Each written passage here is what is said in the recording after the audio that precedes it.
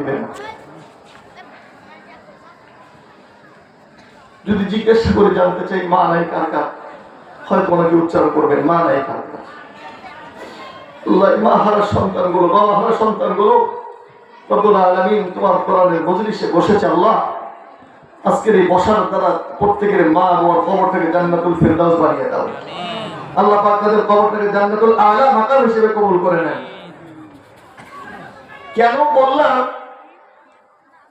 গত বছর আমি যখন এখানে আসছি আপনাদের সাথে কথা বলেছি, আমি তখন আমার বাবাকে হারাইনি,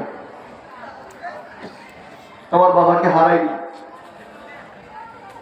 কিন্তু এবছর আসছি আমি আমার বাবাকে হারিয়ে আসছি। আজকে সকালবেলা যখন বাবার কবরের পাশে গিয়েছি, বাবার কবরের পাশে দাঁড়ানোর পরে দীর্ঘ সময় দাঁড়িয়ে এখানে ডাকলাম যে বাবা, আপনার সন্তান আপনার কবরের পাশে এসে দাঁড়িয়েছে। আগে তো খবর পাইলে আপনি রাস্তায় দাঁড়িয়ে থাকতেন, আমার সন্তান আসতেছে। খবর পাইলে আপনি অপেক্ষার প্রহার গুনতেন, বাজার থেকে ভালো কিছু ব্যবস্থা করে মাকে দিয়ে রান্না করাইতেন। আজকে কবরের পাশে দাঁড়িয়ে বললাম, আব্বা আপনি তো আমার জন্য মাকে দিয়ে কিছু রান্না করার নেই, আপনি এখানে ঘুমিয়ে আছেন শীতের মধ্যে, আপনার কোনো বিছানাও নেই, আপনার কোনো বিছানা নাই, চাদর নাই, অথচ আমি আপনার জন্য শীত আসার আগে একটা চাদর কিনে রেখেছিলাম যে এবার শীতে আমি আমার বাবাকে চাদরটা দিব। চাদর চাদরের জায়গায় রয়েছে, চাদর চাদরের জায়গায় রয়ে গেছে, চাদর আর আমার বাবা গায়ে দিতে পারে নাই। চাদরের দিকে তাকাইলে আফসোস লাগে, বাবা যদি বেঁচে থাকতো চাদরটা পরাইতে পারত। শীতের মধ্যে গায়ে দিলে শরীরটা গরম হতো, শরীরটা গরম হতো, অন্তত পক্ষে ভিতর থেকে বলতো এই চাদরটা আমার সন্তান দিয়েছে। এই কথাটা যখন নাকি বাবার জবান থেকে অন্তর থেকে বের হয়ে যেত, আরশের মালিক আসমান পর্যন্ত, আরশ পর্যন্ত পৌঁছায় যেত, আল্লাহ খুশি হয়ে যেতেন। সন্তানের চাদর গায়ে দিলে শীত নিবারণ হয়, শীত দূর হয়ে যায়, বাবা শান্তি পেত, আরাম পেত। এই আরামের ভিতর থেকে অনুভূতি আসতো আমার সন্তান দিয়েছে, আল্লাহ তুমি আমার সন্তানের কল্যাণ দান করো। বাবার জবান থেকে এই কথাটা বের হতে দেরি হতো, আরো সে আজিম পর্যন্ত পৌঁছাতে দেরি হতো না। আচ্ছা বলেন তো, আজকে যাদের বাবা নাই, শত চেষ্টা করলে এই অনুভূতি দোয়াটা কি আর পাওয়া যাবে? পাওয়া যাবে? সুযোগ নাই। যারা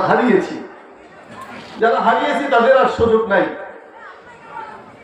আমরা যারা হারাইনি তাদের সুযোগ আছে। আরেকটি বিষয়, মদিনায় কে কে যেতে চান? লিল্লাহি তাকবীর। মদিনায় কারা কারা যেতে চান? আল্লাহ তুমি আমাদেরকে কবুল করে নাও, মদিনায় যাওয়ার তৌফিক দান করে দাও, নবীজির রওজার পাশে দাঁড়িয়ে নবীজিকে সালাম দেওয়ার তৌফিক দান করে দাও। মদিনায় যেতে চান তো ইনশাআল্লাহ? মদিনায় যেতে চান তো ইনশাআল্লাহ? আল্লাহ তৌফিক দান করেন। মদিনায় যাওয়ার জন্য কয়েকটি আমল করলে মদিনায় যাওয়া সহজ হয়ে যায়। মদিনায় যাওয়ার জন্য যদি আপনার ইচ্ছা থাকে, আপনার হৃদয়ে ভালোবাসা থাকে, মদিনার প্রতি যদি আপনার টান থাকে, তাহলে আল্লাহ তাআলা আপনাকে কুদরতি হাত দিয়ে ধরে নিয়ে চলে যাবে। সুবহানাল্লাহ। মদিনায় যাওয়ার জন্য প্রত্যেকটা মুসলমান, ঈমানদার মুমিন মুসলমানের মন কাঁদে, হৃদয় কাঁদে।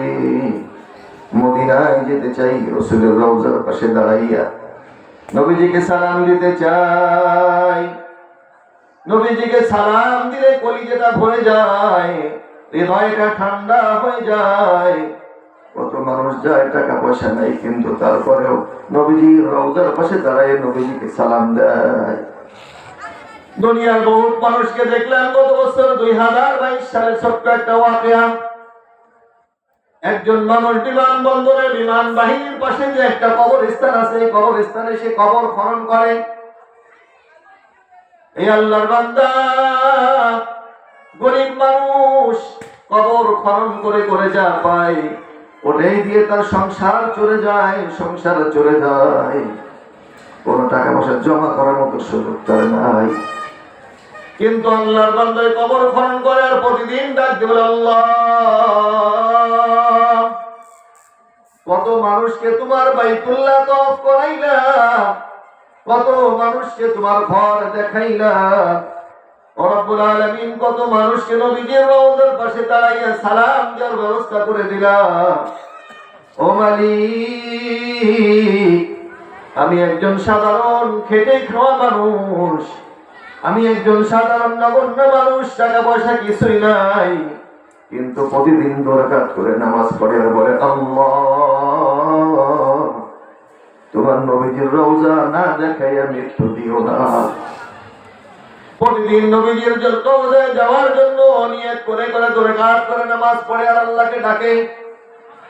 আল্লাহ রাব্বুল আলামিন এমন ভাবে ডাকে সাড়া দিলেন, এমন ভাবে আল্লাহ রাব্বুল আলামিন তার ডাকে সাড়া দিলেন। বিমান বাহিনীর একজন কর্মকর্তা স্বামী আর স্ত্রী দুজন মিলে বাইতুল্লাহ যাওয়ার জন্য টাকা জমা দিয়েছেন ঘটনা করবে। বিমান বাহিনীর কর্মকর্তার ওয়াইফ মারা গেছেন, ওয়াইফ আর যেতে পারেন নাই, কর্মকর্তা হজ করে চলে এসেছেন। স্বামী এখন চিন্তা করলো বিবিকে নিয়ে একসঙ্গে যাওয়ার জন্য ইচ্ছা ছিল, বিবিকে নিতে পারলাম না। বিবি তো দুনিয়া থেকে চলে গেছে, কিন্তু বিবির হকটা আদায় করা দরকার। এই বিমান বাহিনীর কর্মকর্তা তিনি চিন্তা করেন আমি তো একবার করে এসেছি, আল্লাহ পাক আমাকে নিয়েছে, আমি একজন ভালো মানুষকে পাঠাইতে চাই, আমি একজন ভালো মানুষকে পাঠানোর ইচ্ছা পোষণ করেছি। ওই কর্মকর্তার একজন পিয়ন ডাকতে বলে স্যার আপনি যদি নাই যান তাহলে আমি একটা প্রস্তাব দিব, আমি একটা প্রস্তাব দিব। ওই যে আমাদের রমজান আলী কবরস্থানে মাটি খনন করে কবর খনন করে, এই রমজান আলী গরিব মানুষ, তবে স্যার বড় সৎ মানুষ, নীতিবান মানুষ, আদর্শবান মানুষ, অত্যন্ত ভদ্র মানুষ, ভালো মানুষ।